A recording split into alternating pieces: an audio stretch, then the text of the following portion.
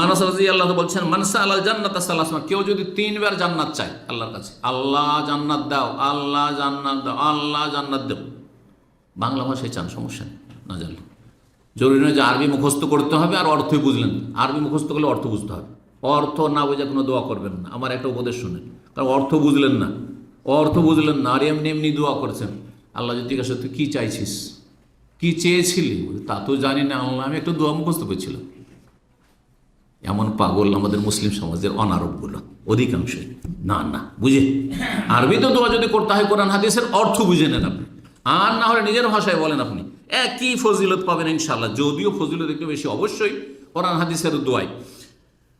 নবী সাল্লাল্লাহু আলাইহি ওয়াসাল্লাম বলছেন, জান্নাত তখন বলে, যদি কেউ জান্নাত তিনবার চায়, আল্লাহুম্মা ইন্নী আসআলুকাল জান্নাহ, আল্লাহুম্মা ইন্না নাসআলুকাল জান্নাহ, আল্লাহুম্মা ইন্না নাসআলুকাল জান্নাহ, জান্নাত তখন বলে আল্লাহকে, আল্লাহুম্মা আদখিলহুল জান্নাহ, আল্লাহ যখন জান্নাত তিনবার করে চেয়েছে, ওকে জান্নাত দিয়েই দাও, আল্লাহ দাও জান্নাত। ওমান ইস্তাজারা মিনান নার সালাহ, কেউ যদি জাহান্নাম থেকে তিনবার মুক্তি কামনা করে, কালাতিন নার, ও জাহান্নাম তখন আল্লাহর কাছে দরখাস্ত করে, আল্লাহুম্মা আজিরহু মিনান নার, আল্লাহ তাকে জাহান্নাম থেকে রক্ষা করো। এই জন্য যদি আরবিতে বলতে হয় হাদিসের আলোকে কি বলবেন, আল্লাহুম্মা আজিরনি মিনান নার, আল্লাহুম্মা আজিরনি মিনান নার, আল্লাহুম্মা আজিরনি মিনান নার। আর বাংলা ভাষায় আল্লাহ জাহান্নাম থেকে রক্ষা করো, জাহান্নাম থেকে রক্ষা করো, জাহান্নাম থেকে রক্ষা করো। জি।